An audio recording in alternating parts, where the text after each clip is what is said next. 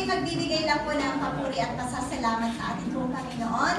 Since, sabi ko nga, ito po yung gusto ko pong ibigay na pinaka-excellent service po na gusto ko pong ibalik sa ating Panginoon is yung magbigay po ng testimony po na ang ating Panginoon po ang ating pinasasalamatan. So, ako po yung nagpapasalamat sa ating Panginoon kasi po ako po yung pauwi na ng Pilipinas. Salamat po sa Lord sa 8 years na katapatan niya po sa akin dito po sa Taiwan. Kasi dito po talaga ako sa Taiwan, nakakilala po sa ating Panginoon. At dito rin po ako nag-start na magpagamit po sa ating Panginoon. Yung unang contract ko po kasi, ako po yung nag-aral ng ITEL doon, pero hindi ko po yun natapos. Umuwi po ako ng Pilipinas, and then bumalik po ako dito. Nagpatuloy po ako, nag-aral po ulit ng ITEL, and totoo po yung word ng Panginoon. Ano man po yung napasimula ng ating Panginoon ay kanya pong tatapusin. And naniniwala po ako, hindi pa po tapos ang Lord at salamat po sa Lord dahil naranasan ko po talaga dito sa Taiwan kung paano siya kumilos sa buhay ko. Hindi lang po sa nakikita natin, kundi sa Panginoon. Alam niyo po, sa buhay ko po, ito po yung gusto ko pong ibigay na papuri at pasasalamat sa ating Panginoon dahil ang ating pong Panginoon talaga ay mabuti, ang ating Panginoon talaga ay makapangyarihan sa lahat.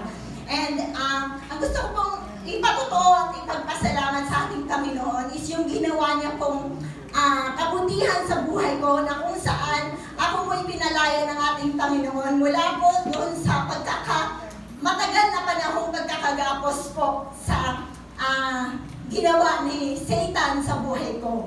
Ako po ay biktima ng pang-aabuso ng sarili ko pong tiyuhin. Pero yun po ay nagdulot po iyon po yung panahon na nakapasok po ang kaaway po sa aking buhay. Dahil ako po ay biktima ng pang-aabuso, doon din po, yun po yung pintuan na nagbukas para pasukin po ng kaaway ang aking buhay.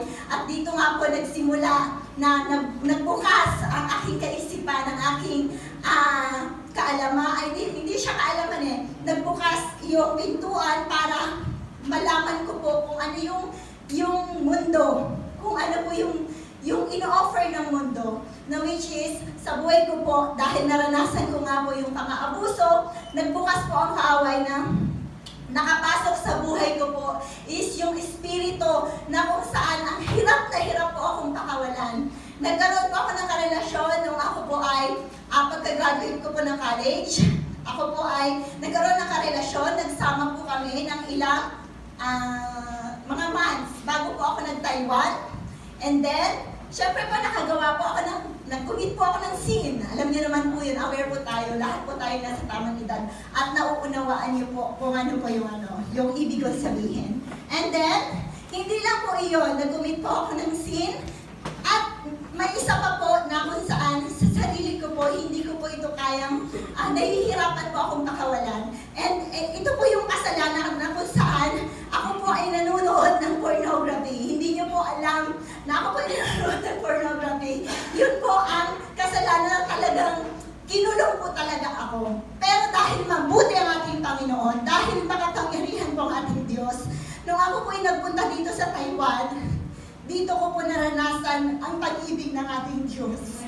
At yung pag-ibig na yon, doon ko po naranasan na ayaw ng Panginoon na tayo po ay makulong sa kasalanan. Ayaw ng Panginoon na tayo ay malubog sa kasalanan or mag-enjoy sa kasalanan. Kasi kasalanan po yan, God is holy.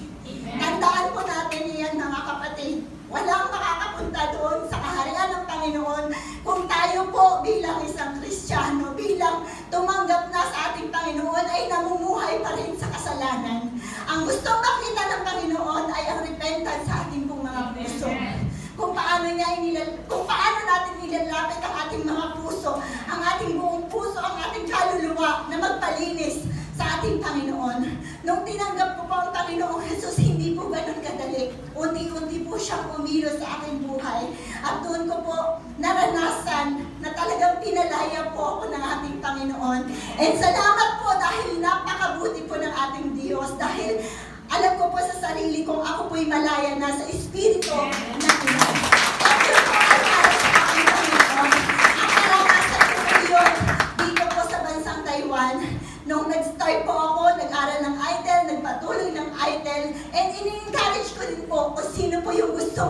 ng idol. Open na open po, tayo po ay magpalalim, lumakad para po sa ating Panginoon kasi at the end of our lives, babalik at babalik tayo, haharap at haharap tayo sa ating Panginoon. At doon natin maibabalik sa Kanya, maisusulit natin sa Kanya yung buhay po natin na ipinagkakatiwala, ibinibigay sa ating Panginoon.